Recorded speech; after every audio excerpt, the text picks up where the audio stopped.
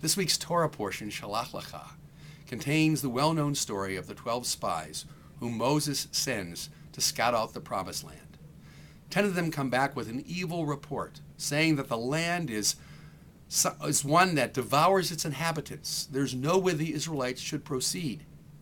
These are our bad news bearers. We all know people like that.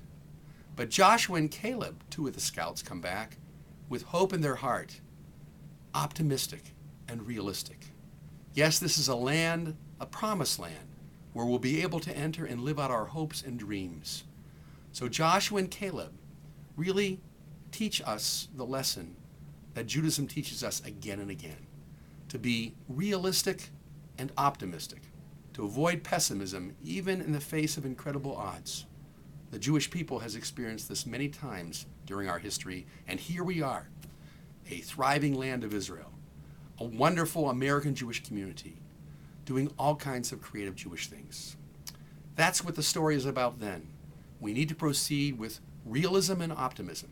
And I think that's what our prayer book teaches us again and again. It tells us in one of the most famous prayers that I just love, that prayer cannot bring water to parched fields, nor can it mend a broken bridge, nor can it rebuild a ruined city.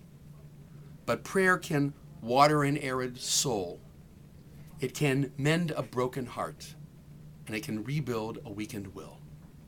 When we keep that in mind, it's easy to follow the advice that our prayer book and Jewish tradition has always taught.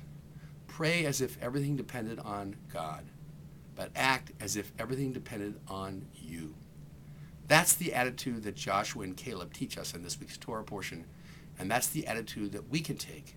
It will make all the difference in how we live our lives. Shabbat Shalom.